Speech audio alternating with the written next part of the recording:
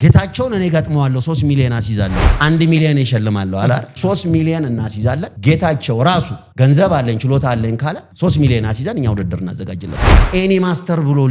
ሊጋብዝ ፈልጎ ነበር ማርሻል አርት ላይ ያላችሁ ሰዎች አጠቃላይ ለሁላችሁም ኤኒዋን የ1 ሚሊዮን ብሩን ቻሌንጅ መቀላቀል የሚፈልግ ሰው ጆኒን በሚክስድ ማርሻል አርት የሚገጥም ሰው እኔ ያዘጋጃለሁ ኑ ቁንጣ በማረግና ፓንት በማረግ በከተማ በመሽከርከር ስፖርተኝነት አይመጣም ብረት ማንሳት ስማርት መሆን አይፈልግም መግፋት መብላት ይሄን ይዘ ማርሻል አርቲስት ጋር ልትወዳደራች ንቃተ ህሊናንና ጆኒ ስታያቸው ኤምኤምኤ ወይ ሚክስድ ማርሻል አርት ለሚባለው ፊዚካሊ ፊት ያደርጋሉ በተምናል ስታያቸው ጆኒ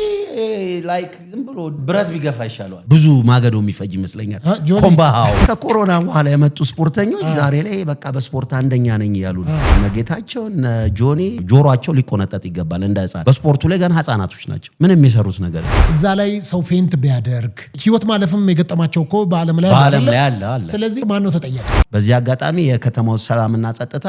እንደዚህ አይነት አካሄዶችን ሁላ ሊያስቆም ይገባል እኔ የሚያሸንፈኝ ካለ 100,000 ብር በሚል በጣም ብዙዎችን እየጣለ አይቻለሁ ጆኒና ንቃተ እንዲና የሚሉት ሪንግ ላይ እስቲ አንድ ቀን ተወዳድረው ያውቃሉ እስቲ አንድ ቀን ስፖርት አድርገው ያውቃሉ ጆኒ ቆሞ መወዳደር ይቻል መጀመሪያ ቦክስ ይወዳደር እስቲ ኪክ ቦክስ ይወዳደር እዛ በኋላ ኤምኤምኤ ይወዳደር ውድድሩ ይካሄዳል አይካሄድም ስለዚህ ህዝቡ እየተፎገረ ነው ህዝቡ አይካሄድም ውድድሩ ምስራቅ አፍሪካ ላይ ኬንያ ኡጋንዳ ታንዛኒያ ኪክ ቦክሲንግ ተወዳደረ ያለው ቤላሩስ ላይ ሩሲያ ላይ ተወዳደረ ያለው ጌች ግን የለውም እንደዚህ የኤምኤምኤ ምናምን አረ